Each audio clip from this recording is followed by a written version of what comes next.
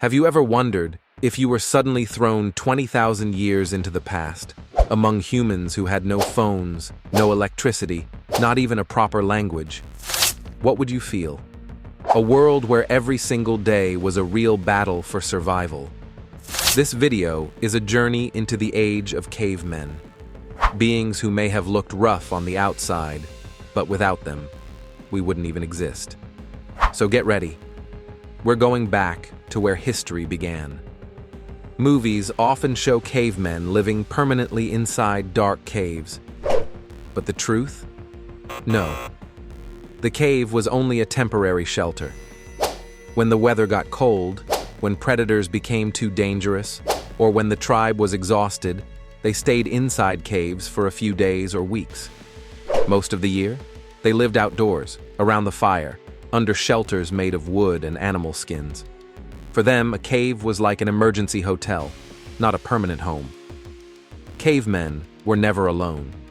They usually lived in tribes of 20 to 40 people. Why?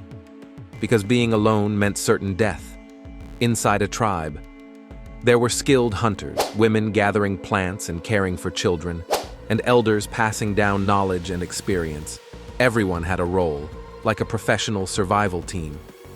What did a normal day look like for a caveman? At sunrise, work began. The men, hunting, ambushing, tracking footprints, making spears and tools. The women, gathering edible plants, cleaning animal hides, preparing food, taking care of children. And the kids? From a very young age, they learned to throw spears, identify safe fruits, and avoid dangerous animals. Life never paused, because even the smallest mistake could be their last. Cavemen were strong hunters. Their usual prey included mammoths, deer, wild horses, and sometimes even bison. But here's the surprising part. Hunting wasn't their main source of food. About 70% of their daily diet came from plants, roots, fruits, seeds. Hunting was more like a big win, not a daily meal. Every stone, stick, and bone mattered to them. They learned to sharpen stones, turn bones into needles and hooks, and craft wooden spears and clubs, simple tools. But without them, civilization could never have started. In fact, the first spark of modern humans began right here. And here's the unbelievable part. Cavemen were artists. On cave walls they drew hunting scenes, animals, mysterious symbols, and even handprints. These weren't just drawings. They were a form of communication, a way to share experiences, stories, fears, and hopes. The first Instagram stories in history? Maybe these were exactly that. If we had to name one thing that transformed the lives of cavemen, it would be fire.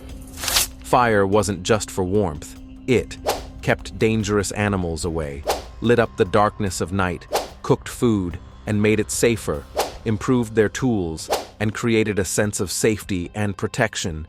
And most importantly, they told stories around the fire at night. They passed down experiences, hunting lessons, tribal rules, and fears to the next generation. In a way, the first night school in history was born right there. Cavemen weren't full of strange superstitions, but nature was full of mysteries to them. Thunder and lightning equals the anger of a powerful being. A successful hunt equals good luck, or the favor of spirits.